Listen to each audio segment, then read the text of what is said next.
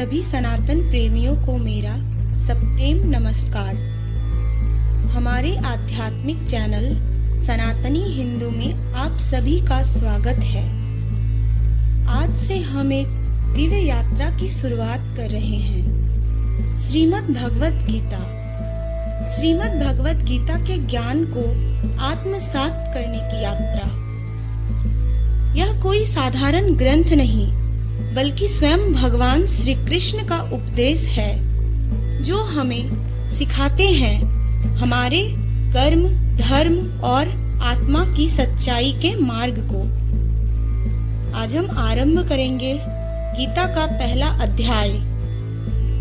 उससे पहले हम जानेंगे श्रीमद् भगवत गीता सुनने के क्या क्या फायदे हैं। चलिए जानते हैं। श्रीमद् भगवत गीता का उपदेश सुनने से जीवन में क्या क्या फायदे होते हैं और इसके कारण हमारे सोचने और जीने के तरीके में कैसे बदलाव आते हैं। साथियों, गीता केवल एक ग्रंथ नहीं है, यह एक जीवन जीने की कला है।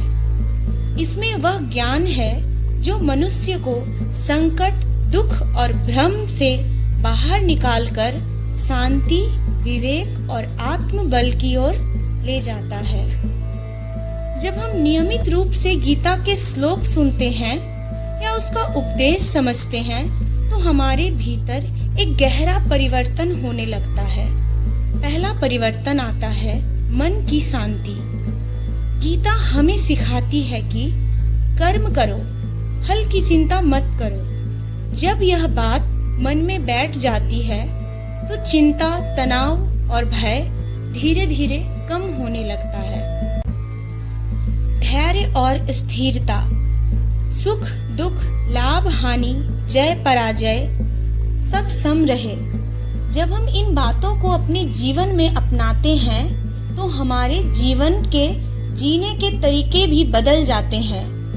गीता हमें यह भी सिखाती है कि जब हम सच्चाई से अपने जीवन में हर कठिन मार्ग को प्राप्त करें, जब हमारे जीवन में बहुत कठिन समय आता है तो गीता के उपदेश हमारे जीवन के और मन को संभालते हैं। हम हार नहीं मानते बल्कि मजबूती से अपने जीवन के सारे समस्याओं का समाधान निकालते हैं। गीता सुनने से हमारे चरित्र में सुधार और अच्छे संस्कारों का भी विकास होता है। गीता हमें सत्य, करुणा, क्षमा, विनम्रता और संयम का महत्व समझाती है। जब हम इन गुणों को अपनाते हैं तो हमारा आचरण दिव्य बनता है और समाज में सम्मान भी बढ़ता है। भगवत गीता एक दर्पण है जो हमें हमारी आत्मा का दर्शन कराती है। यह कोई पुरानी किताब नहीं बल्कि हमारे अंदर एक सकारात्मक सोच लाती है और हमारे आत्मा को मजबूत बनाती है। आज हम आरंभ करेंगे गीता का पहला अध्याय, अर्जुन विषाद योग, जहां अर्जुन द्वंद्व और मोह में फंसकर युद्ध से पीछे हटने लगते हैं और वहीं से प्रारंभ होता है गीता का दिव्य ज्ञान। आइए श्री कृष्ण की वाणी में छिपे उस अमृत को सुने, समझें और अपने जीवन में उतारें। तो सभी बोलिए, ओम श्री कृष्णाय नमः। जय श्री कृष्ण। यह कथा महाभारत के युद्ध के पहले की है। दोनों पक्ष कौरव और पांडव कुरुक्षेत्र पर आमने सामने खड़े हैं। राजा धृतराष्ट्र युद्ध भूमि नहीं देख सकते।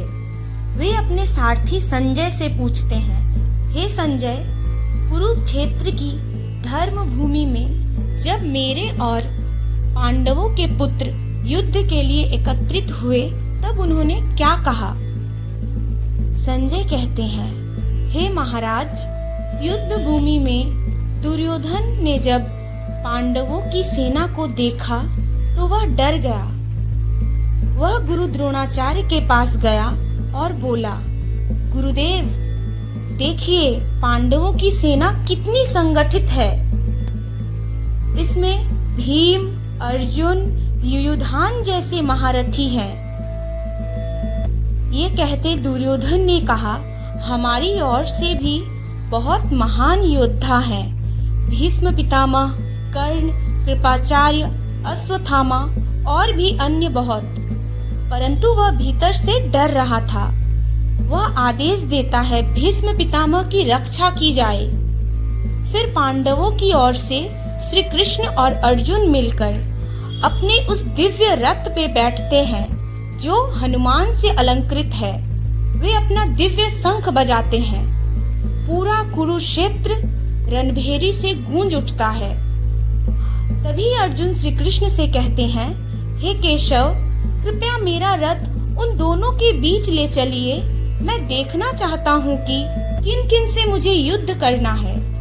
श्री कृष्ण अर्जुन की बातें सुनकर रथ को सेनाओं के बीच ले जाते हैं। अर्जुन देखते हैं सामने उसके दादा भीष्म पितामह, गुरु द्रोणाचार्य, भाई, चाचा, मामा और अन्य समधी खड़े हैं।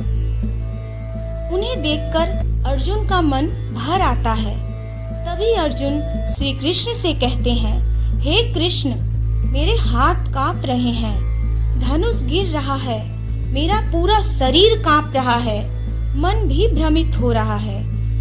क्या मैं अपने ही संबंधियों को मारूंगा? मुझे राज्य और सुख की आवश्यकता नहीं है। मैं देख रहा हूँ इस युद्ध में केवल विनाश ही होगा। हे गोविंद, मैं युद्ध नहीं कर सकता।